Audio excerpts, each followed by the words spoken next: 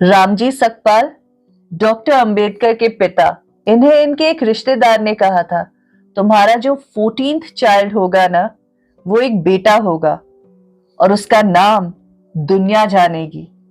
भीमराव भीमराव अंबेडकर। रामजी सकपाल के रिश्तेदार ने ये तो उन्हें बता दिया था कि वो लड़का जो होगा वो दुनिया को रोशन करेगा, लेकिन ये नहीं बताया कि एक माहर होने के कारण उसे एक युद्ध लड़ना होगा और ये युद्ध उसके अपने घर में, उसके अपनों के साथ होगा। नमस्ते, welcome to Himachal wire. Himachal wire में लोगों के बारे में इसलिए बात नहीं की जाती क्योंकि वो इम्पोर्टेंट थे या है या होने वाले हैं। बात इसलिए की जाती है उनके बारे में क्योंकि उन्होंने अपनी जिंदगी इतनी खूबसूरती से जी कि अपनी शख्सियत को खास बना दिया। आज की कहानी डॉक्टर अंबेडकर की। डॉक्टर अंबेडकर की कहानी इस तरह जैसे आपने कभी पहले नहीं सुनी होगी, क्योंकि ये कहानी उनकी शख्सियत की है। 14th of April 1891 Ramji Sakpal के घर 14th चाइल्ड आया। हाँ, बेटा था।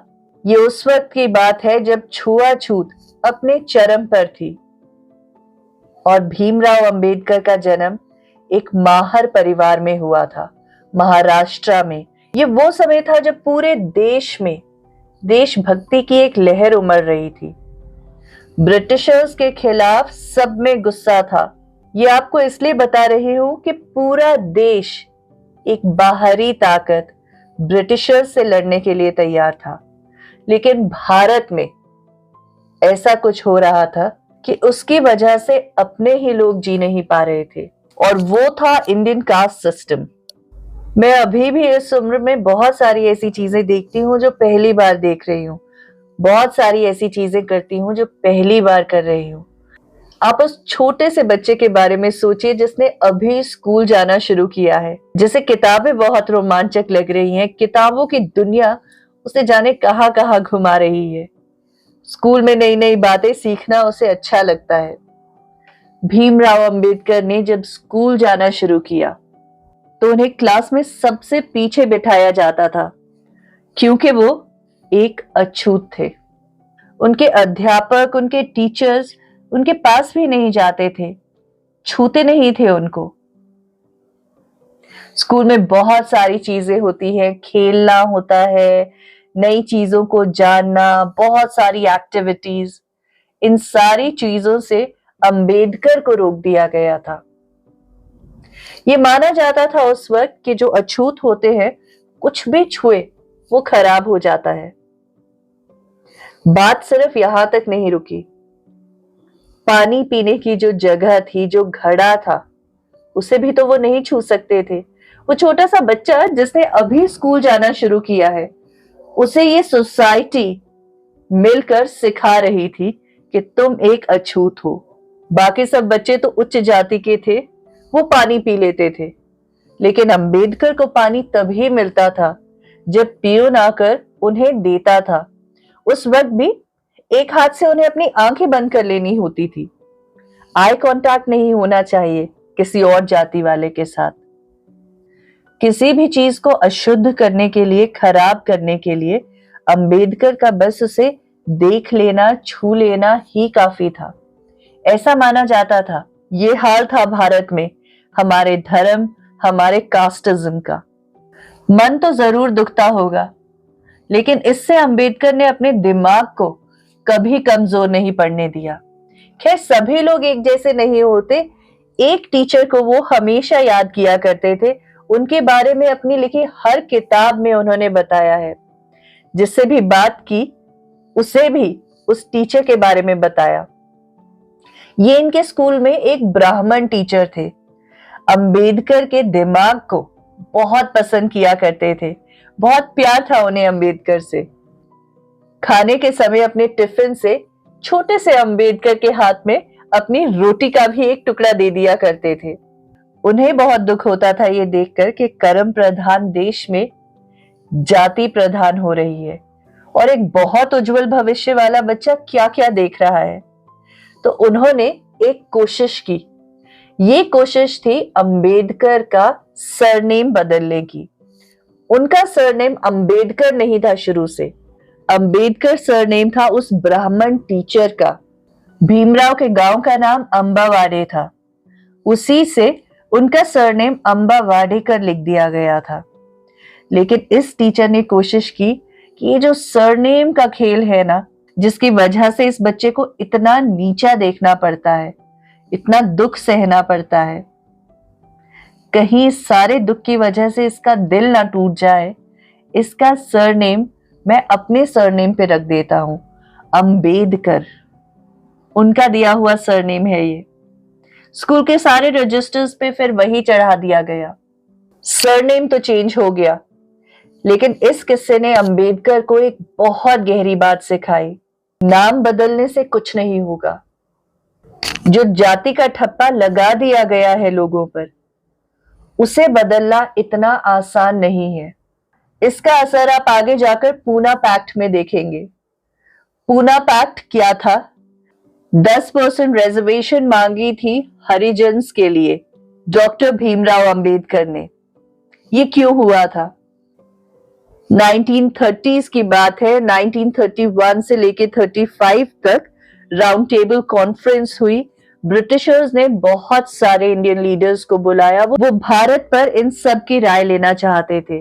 अनटचेबल्स का लीडर बनकर डॉक्टर भीमराव अंबेडकर भी इसमें शामिल हुए। गांधी जी भी इसमें थे। इस राउंड टेबल कॉन्फ्रेंस की पहली मीटिंग में ही डॉक्टर भीमराव अंबेडकर ने सबको कन्विंस कर लिया कि अनटचेबल्स की हालत, कास्टिज्म का खौफ इस देश में ब्रिटिशर्स के अंडर भी वैसा ही है। दूसरे राउंड टेबल कॉन्फ्रेंस में डॉक्टर भीमराव अंबेडकर ने सबको तैयार कर लिया अनटचेबल्स के लिए, एक अलग इलेक्टोरेट के लिए। ये एक बहुत बड़ी कामयाबी थी। पहले राउंड टेबल कॉन्फ्रेंस में महात्मा गांधी ने अनटचेबल्स को हरिजन्स, सन ऑफ गॉड, ये कहने का एक प्रस्ताव रखा था। सिरे से खारिज कर दिया था डॉक्टर भीमराव अंबेडकर ने इसे। वो जानते थे नाम बदलने से कुछ नहीं होगा। प्रैक्टिकली देख चुके थे। Doctor Bhimrao Ambedkar radical reforms में बिलीव करते थे। इमोशनल अप्रोच में उनका कोई इंटरेस्ट नहीं था। अनटचेबल्स को हरिजन बोलना, ये डॉक्टर भीमराव अंबेडकर को स्वीकार नहीं था। वो चाहते थे कि ये जो अनटचेबल्स हैं, इन्हें पुलिस में नौकरी मिले, इन्हें फौज में नौकरी मिले, इन्हें बराबरी पे लाया जाए। नाम बदलने से कुछ नहीं होगा। अब अनटचेबल्स को एक अलग इलेक्टोरेट मिल चुका था, लेकिन गांधी जी को ये बिल्कुल पसंद नहीं आया। इस ऑर्डर को रिवाइज करने की मांग पर Gandhi ji fast until death पर बैठे। सारा देश गांधी जी से प्यार करता था। कांग्रेस बार बार डॉक्टर अंबेडकर के पास जाने लगी, मान जाइए, अलग इलेक्टोरेट की मांग छोड़ दीजिए, और हम क्या कर सकते हैं ये बताइए। यूं तो डॉक्टर भीमराव अंबेडकर बिल्कुल मानने के लिए तैयार नहीं थे, लेकिन फिर हर चीज को देखते हुए उन्होंने कहा कि मैं चाहता हूं 10% रिजर्वेशन हरिजन्स के लिए हो। ये था पूना पैक्ट। एक बार फिर डॉक्टर भीमराव अंबेडकर के बचपन में जाते हैं। उन्होंने स्कूल जाना शुरू किया था। अलग व्यवहार उनके साथ हो रहा था। एक बार की बात है, स्कूल जाने का वक्त हो रहा था। मूसलाधार बारिश होने लगी। सब कुछ बहता जा रहा था। छोटे से भीमराव अंबेडकर ने निर्णय ले लिया कि मैं तो स्कूल जाऊंगा। उच्च जाति के कुछ लड़कों को यह पता चला तो उन्होंने भीमराव का मजाक उड़ाया। कहने और करने में बहुत फर्क होता है, लेकिन भीमराव तो जानते थे जो सोच लिया वो करना है। अपनी किताबें अपनी छाती से चिपकाकर छोटे से भीमराव चल पड़े। रास्तों में पड़े गड्ढे सब पानी से भरे थे। रास्ते में बहुत ज्यादा बारिश होने लगी। भीमराव ने सोचा थोड़ा रुक जाता हूं, नहीं तो मेरी किताबें गीली हो जाएंगी। एक बहुत बड़ा घर था, उसकी बाहर वाली दीवार के साथ भीमराव लगकर खड़े हो गए कि बारिश से बच जाएंगे, किताबें सूखी रह जाएगी। अभी खड़े भी नहीं हुए थे ठीक से कि अंदर से एक औरत ने उन्हें देख लिया। वो उसके मकान के बाहर वाली दीवार के पास थे। उसी वक्त आकर भीमराव को जोर से रास्ते में पानी में धकेल दिया उस औरत ने। सारी किताबें गीली हो गई, मिट्टी में खराब हो गई। कसूर क्या था? छोटी जाति का एक छोटा सा लड़का बारिश से बचने के लिए सरस्वती माँ को अपनी किताबों को दिल से छाती से लगाए हुए सूखा रखने के लिए एक उच्च जाति के घर के बाहर वाली दीवार के बाहर शरण ले ली थी। ये बातें सुनने में भी आसान नहीं है। उनके बचपन के ऐसे दर्दनाक किस्से कम नहीं है। भीमराव अंबेडकर के परिवार का उनके बच्चों को पढ़ाने पर बहुत जोर था। किसी भी बच्चे को पढ़ने की कोई कमी ना रह जाए, इसका ध्यान रखा गया। बहुत छोटे थे भीमराव, 5 साल के, जब उनकी मां नहीं रही थी। उनके पिता को भी मैं रेवोल्यूशनरी कहूंगी, क्योंकि उस वक्त जब हर एक कास्ट को उसके हिसाब से ही काम दिया जाता था, तब उन्होंने वो काम नहीं करके, वैसे मैसेंजर्स होते हैं माहर, उस वक्त के माहर्स का काम था मैसेजेस पास करना, लेकिन रामजी सकपाल ने आर्मी ज्वाइन की, आर्मी में रहे वो। जब आर्मी से रिटायर होकर आए तो आर्मी स्कूल के प्रिंसिपल बने थे अपने गांव में। तो रामजी सकपाल मैसूर में पोस्टेड थे। उनके 2 बेटे भीमराव अंबेडकर और उनके बड़े भाई उनसे मिलने के लिए गए। रेलवे स्टेशन से अपने पिता के पास जाने के लिए उन्होंने रिक्शा की। रिक्शा में बातें हो रही थी, तो बातों बातों में रिक्शा वाले को ये पता चला कि ये दोनों बच्चे तो माहर हैं। उसी वक्त उसने वो रिक्शा रोकी, उन्हें रिक्शा से उतारा, उन्हें गालियां दी और उन्हें बहुत कोसा उसकी रिक्शा को खराब कर देने के लिए। माहर थे ना वो, निचली जाति के, तो उच्च जाति वाले की रिक्शा में बैठे, खराब हो गई। यही तो माना जाता था उस वक्त। थोड़ी ही देर में बहुत सारे लोग इकट्ठे हो गए। जाने कौन कौन उन दोनों बच्चों को गालियां दे रहा था। बहुत गर्मी पड़ रही थी, चलना मुश्किल था, लेकिन इन दोनों बच्चों को अब रिक्शा से तो उतार दिया गया था, छोड़ दिया रास्ते पे पैदल जाने के लिए। चलते चलते इन्हें बहुत प्यास लगी। दोनों बच्चों ने बहुत सारे दरवाजे खटखटाए, थोड़ा पानी दे दीजिए, थोड़ा पानी दे दीजिए। किसी ने नहीं दिया। अब बहुत सोच विचार नहीं किया जा सकता था, या तो पानी पी के जान बचाई जा सकती थी या गर्मी में ही दम टूट जाता, ऐसा लग रहा था दोनों को। तो भीमराव अंबेडकर ने सारा सोच विचार छोड़कर एक पास के कुएं में बाल्टी, जो रस्सी से बंधी होती है कुएं में पानी पीने के लिए, उसे पानी में डाल दिया। अभी बस पानी पीना ही शुरू किया था कि किसी ने देख लिया। बहुत मारा दोनों को। मारने पे बात नहीं रुकी। ये निर्णय लिया गया कि दोनों लड़कों का सर मुंडवा दिया जाना चाहिए, ताकि इस जन्म में नहीं, अगले जन्म में भी जो उन्होंने पाप किया है, पानी के कुएं को हाथ लगाने का, उसे अपने हाथों से गंदा कर देने का, क्योंकि वो निचली जाति के हैं, याद रहे। लेकिन किस्मत कुछ ऐसी थी कि वहां के जो नाई थे, उन्होंने माहर लड़कों के बाल काटने से मना कर दिया, क्योंकि उन्हें भी तो छूना पड़ता ना। नीच जाति के 2 बच्चों को जब सर से बाल काटते, वो नहीं चाहते थे कि भगवान का कहर उन पर टूटे, इसलिए बाल नहीं काटेंगे ये कह दिया। बाल बच गए दोनों बच्चों के, पर मारा उन दोनों को बहुत ज्यादा। ये देखा है भीमराव अंबेडकर ने बचपन से। उनको रेडिकल रिफॉर्मर्स बोला गया कि उनको बस रिजल्ट्स चाहिए होते हैं, किसी भी इमोशनल पैसिफिकेशन के फेवर में नहीं थे वो, और होना भी नहीं चाहिए था। सारी चीजें उन्होंने खुद देखी थी। खैर, दिमाग बहुत तेज था और पिता चाहते थे कि वो आगे बढ़े। परिवार की माली हालत इतनी अच्छी नहीं थी। 5 साल के थे अंबेडकर जब उनकी मां नहीं रही थी। पिता ने उसके बाद दूसरी शादी की। डॉक्टर भीमराव अंबेडकर को बचपन में ही ये समझ आ गया था कि जो भी चीज है उसे बस अपनी पढ़ाई से पाया जा सकता है। पढ़ने की ज्यादा अच्छी अपॉर्चुनिटीज के लिए वो बॉम्बे जाना चाहते थे, और बॉम्बे जाने के लिए पैसे बहुत चाहिए थे।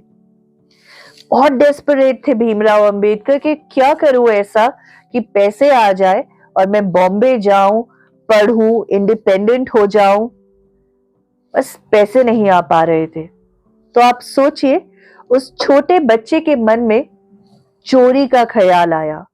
बहुत बार कोशिश की उन्होंने कि पर्स एक दिख रहा है, उसमें से पैसे चोर लूं, इस पर्स को उठा लूं। कामयाब नहीं हो रहे थे, कोशिश कर रहे थे। एक दिन कामयाब हो गए, पर्स चुरा लिया। उस पर्स में पैसे कितने थे? आधा आना। किताबें ये कहती है कि उस दिन घर में अंबेडकर को कोई नीच जाति वाला कहने के लिए नहीं था, कोई चोर कहने के लिए नहीं था, किसी ने उनकी निंदा नहीं की थी, लेकिन वो खुद से नजरें नहीं मिला पा रहे थे। बहुत बुरा लगा उन्हें, और उस दिन उन्होंने ये सोचा कि मुश्किलों से मैं भाग नहीं सकता हूं, मुश्किलों से मैं लड़ सकता हूं। लड़ाई का शंखनाद हो गया था उस दिन। अंबेडकर की हिम्मत के आगे दुनिया झुकने वाली थी। 1904 में वो अपने पिता के साथ बॉम्बे शिफ्ट हो गए, ज्यादा अच्छी पढ़ाई के लिए। बॉम्बे बहुत महंगा था। स्लम्स में, झुग्गियों में उन्हें एक कमरा मिला। वो कमरा इतना था जिसमें केवल एक आदमी सो सकता था। सुबह उसे किचन की तरह इस्तेमाल किया जाता था, रात को बेडरूम की तरह। रोशनी उसमें सूरज के साथ आती थी और उसके ढलने पर चली भी जाती थी। ये इसलिए क्योंकि अंबेडकर परिवार बिजली अफोर्ड नहीं कर सकता था। रात को 2 बजे तक छोटे से अंबेडकर को उनके पिता सोने देते थे। 2 बजे वो सोने आ जाते थे और अंबेडकर को उठा देते थे। एक दिए की हल्की सी रोशनी में अपने बहुत उज्जवल भविष्य के लिए अंबेडकर अपनी पढ़ाई शुरू कर देते थे। बॉम्बे में उनकी स्कूलिंग एल्फिंस्टोन हाई स्कूल से हुई। यहां से पहले किसी माहर ने मैट्रिकुलेशन नहीं की थी। पहले 10th स्टैंडर्ड पास करने वाले थे भीमराव अंबेडकर, मुंबई के एल्फिंस्टोन हाई स्कूल से।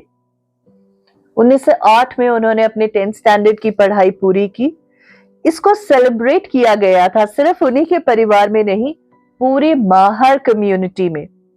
उस वक्त के बहुत बड़े रेवोल्यूशनरी एस.के. बोले ने उन्हें एक फंक्शन में ऑनर किया। इस फंक्शन में किर्लोस्कर गुरुजी ने उन्हें गौतम बुद्ध की किताब दी। इस किताब ने भीमराव अंबेडकर के जीवन को बदल दिया। मैं एक हिंदू पैदा जरूर हुआ हूं, लेकिन हिंदू ही मरूंगा नहीं। डॉक्टर भीमराव अंबेडकर ने अपने मरने से कुछ महीने पहले बुद्धिज्म को ज्वाइन कर लिया था। मैं आपको उनके बचपन की कहानी से रिलेटेड ही आगे के किस्से इसलिए बता रही हूं क्योंकि लिंक बना रहेगा तो आप ज्यादा अच्छा समझेंगे। ऐसा नहीं था कि अंबेडकर किसी बात से डिसअपॉइंट हुए या अचानक उन्होंने मन बनाया कि मैं बुद्धिज्म ज्वाइन करूंगा। रिसर्च उनकी बहुत पहले से चल रही थी। इस्लाम, सिखिज्म, क्रिश्चियनिटी, इन्हें भी उन्होंने समझा था। हिंदुइज्म की तरह इन तीनों में भी उन्हें कास्ट सिस्टम दिखा। इंसान को इंसान नहीं मानना उन्हें बहुत चुभता था। हिंदुइज्म में छोटी छोटी चीजों में भी भगवान को देखा जाता है। हाँ, उनका यह मानना था कि हर छोटी चीज में तुम भगवान देखते हो, लेकिन आप ही के रिलीजन के जो इंसान है उन्हें आप इंसान भी मानने के लिए तैयार नहीं हो। ये बात उन्हें दुखती बहुत थी। बहुत सारी बुद्धिज्म पे कॉन्फ्रेंसेस उन्होंने अटेंड की, रंगून में, बर्मा में। ये चल रहा था, किताब लिखी, उसको रिसर्च किया। वो कन्विंस थे कि मुझे बुद्धिज्म क्यों पसंद है, क्यों इसे ज्वाइन करना चाहिए। डॉक्टर भीमराव अंबेडकर बुद्धिज्म को लेके इतने कन्विंस थे कि वो खुद ही कन्वर्ट नहीं हुए। अपने साथ साथ हिस्ट्री का बिगेस्ट कन्वर्जन मूवमेंट उन्होंने लीड किया था। तकरीबन 8 लाख लोगों को, 8 लाख फॉलोअर्स को अपने उन्होंने बुद्धिज्म में कन्वर्ट किया था। ये नासिक में हुआ था। नासिक में इसलिए नहीं हुआ था क्योंकि वो आरएसएस का गढ़ है। नासिक में इसलिए हुआ था क्योंकि बुद्धिज्म वहां पहले से ही था। वापस चलते हैं डॉक्टर भीमराव अंबेडकर की मैट्रिकुलेशन पे। 10वीं कर चुके थे वो, बहुत खुश थे। 1908 में 10वीं करने के साथ साथ ही उनकी शादी भी हो गई। रमाबाई से उनकी शादी हुई और 1912 में पहला बेटा हुआ यशवंत। पढ़ाई छूटने वाली नहीं थी।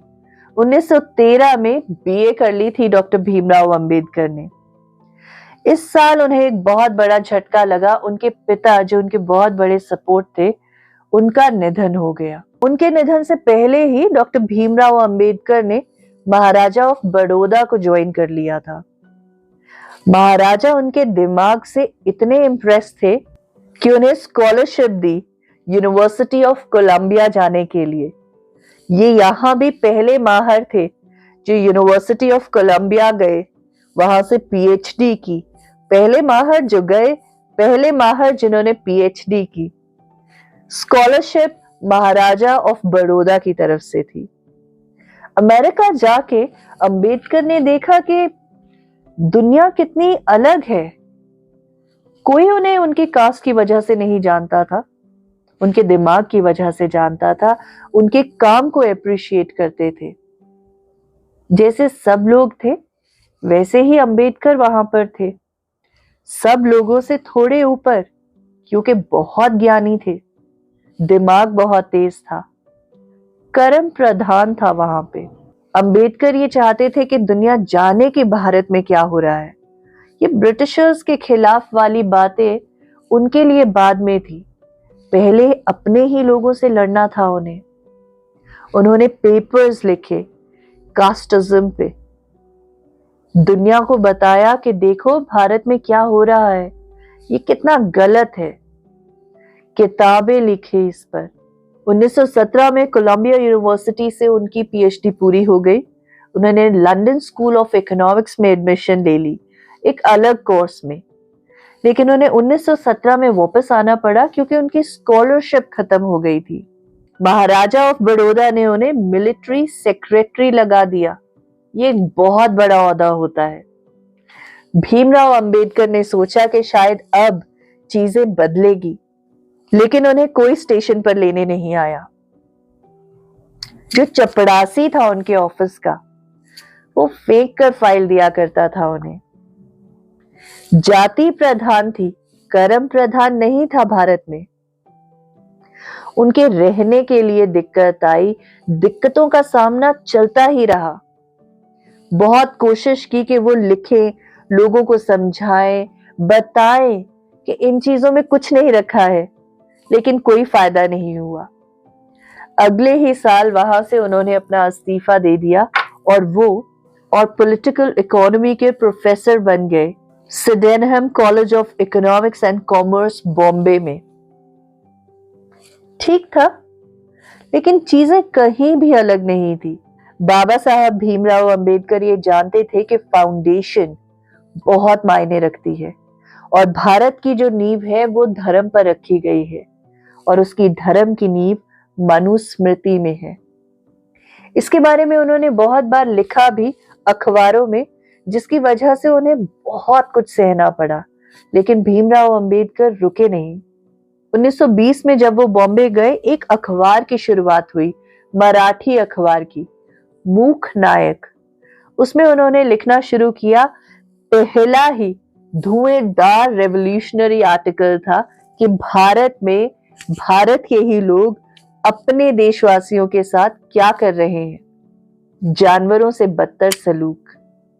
कुछ बदलता ना देखकर सब छोड़कर एक बार फिर लंदन चले गए। लंदन स्कूल ऑफ इकोनॉमिक्स, अपनी थीसिस जो अधूरी छोड़ आए थे उसमें डूब गए और उसे पूरा किया। एमएससी इकोनॉमिक्स, डीएससी इकोनॉमिक्स की डिग्री ली। फिर सोचा कि इतनी पढ़ाई की है, वापस जाकर अपने लोगों की बहुत मदद कर सकता हूँ। लॉ की समझ रखता हूँ, इकोनॉमिक्स को समझता हूँ, बहुत ही कन्विक्शन से अपनी बात कह सकता हूँ। अभी के लीडर्स को ये बात समझा सकता हूँ कि रिफॉर्म्स की जरूरत है, वापस चलना चाहिए। वापस आए और दोबारा से काम शुरू किया अनटचेबल्स की अपलिफ्टमेंट के लिए और उन्होंने इन्हें प्यार से नाम दिया बाबा साहिब। बाबा साहिब का हरिजन्स के लिए नारा था, एजुकेट, एजिटेट एंड ऑर्गेनाइज। शिक्षित बनो, संगठित रहो और संघर्ष करो। 1924 में बहिष्कृत हितकर्णी सभा का गठन किया। इसके अंदर ही हॉस्टल्स थे, लाइब्रेरीज थी, स्कूल्स थे अनटचेबल्स के बच्चों के लिए। वो चाहते थे कि सब पढ़े। भीमराव अंबेडकर ये बताना चाहते थे कि वो केवल बोलते नहीं है, जो कहते हैं वो करते भी हैं। उन्होंने अपने लोगों को संगठित किया और 14 टैंक सत्याग्रह किया। ये शुरुआत थी एंटी कास्ट और एंटी प्रीस्ट मूवमेंट की। उसके बाद वो अखबार में लिखते रहे। उन्होंने मंदिरों में भी अनटचेबल्स के अंदर जाने के बारे में लिखा था। उनके आर्टिकल्स जो लोग पढ़ रहे थे, बस उसी वजह से एक अफवाह फैल गई कि वीरेश्वरा मंदिर में अनटचेबल्स अंदर चले गए हैं। भीमराव अंबेडकर और उनके लोगों पर हमला कर दिया गया इस र्यूमर की वजह से, जो सच नहीं था। हाँ, लेकिन इस बात को जरूर वो क्वेश्चन कर रहे थे। नासिक में एक काला राम मंदिर था। वहां पर मार्च 1930 को लोगों को संगठित किया गया था, अनटचेबल्स को, कि वो वहां पे जाएंगे, लेकिन एंट्रेंस पे ही रोक दिया गया था उन्हें। पथराव हुआ था अनटचेबल्स पे। उसके बाद 1 साल तक वो मंदिर बंद रहा था। लेकिन वीरेश्वरा टेम्पल की बात पर उन पर जो हमला हुआ वो एक अफवाह थी, सच नहीं था वो। बाबा साहब अंबेडकर के पिता रामजी सकपाल ने बचपन से ही उन्हें कबीर बानी सुनाई थी। संत कबीर से मन से जुड़ाव था उनका। गांधी जी के बहुत बड़े फैन नहीं थे बाबा साहब अंबेडकर, प्रशंसक भी नहीं थे। अनटचेबल्स के लिए महात्मा गांधी के किए गए काम को बिल्कुल सही नहीं मानते थे अंबेडकर। उनका यह मानना था कि महात्मा गांधी पे वेस्टर्न इन्फ्लुएंस है।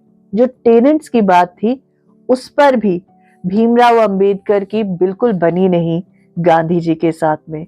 उनका यह मानना था कि गांधी जी खुद ही साफ कह चुके हैं कि सोने की अंडे देने वाली मुर्गी को काटा नहीं जाता। तो गांधी जी का यह मानना था कि ये जो लैंडलॉर्ड्स है उन्हें ट्रस्टी बन जाना चाहिए गरीबों का। अंबेडकर जी का यह कहना था कि ट्रस्टी तो एक सोशल रिस्पॉन्सिबिलिटी है, बाकी चीजों का क्या, सारा सिस्टम वैसे का वैसा ही रहने दें क्या? ये सवाल था उनका। डॉक्टर भीमराव अंबेडकर को हम लिमिट कर देते हैं दलित्स का लीडर कहकर या आर्किटेक्ट ऑफ कॉन्स्टिट्यूशन कहकर। जितना काम डॉक्टर भीमराव अंबेडकर ने विमेन अपलिफ्टमेंट के लिए किया है, पहले फेमिनिस्ट कह सकते हैं हम उन्हें, किसी और ने नहीं किया है। हिंदू कोड बिल पर अड़ गए थे वो। जवाहरलाल नेहरू ने यह आश्वासन दिया था कि उनकी पूरी सरकार की ताकत इस हिंदू कोड बिल को लाकर ही रहेगी, लेकिन आखिरी मोमेंट पे उन्होंने अपना डिसीजन बदल दिया। बाबा साहब अंबेडकर ने अपना रेजिग्नेशन दे दिया था। हाँ, उसमें एक क्लॉज ये भी था कि अगर किसी को अनटचेबल, नीच जाति के हो ये बोला गया तो इसे एक गाली माना जाएगा और ये एक लीगल इशू बन जाएगा। लेकिन इसमें बहुत सारी चीजें औरतों के लिए भी थी, उनकी पढ़ाई के लिए, विडो रीमैरिज के लिए, पैतृक संपत्ति के लिए। तो डॉक्टर भीमराव अंबेडकर ने इतना कुछ दिया है इस देश को, जिसे पूरा एक वीडियो में बताना बहुत मुश्किल है। डॉक्टर भीमराव अंबेडकर की जीवनी थी। बाबा साहब अंबेडकर हमारे देश का वो सदस्य जो हिंदू पैदा हुआ, लेकिन उसे दुख था कि मैं हिंदू क्यों पैदा हुआ, और उसने ठान लिया था कि मैं हिंदू पैदा तो हुआ हूं लेकिन हिंदू मरूंगा नहीं, मरे वो बुद्धिस्ट बनकर। Thank you for watching Himachal wire. Channel को सब्सक्राइब कर दिया करो, वीडियो को लाइक कर दिया करो, अच्छा लगता है। इतनी डिस्क्रिप्टिव वीडियोस कहाँ मिलती है आपको। Take care of yourself, see you soon. Thank you.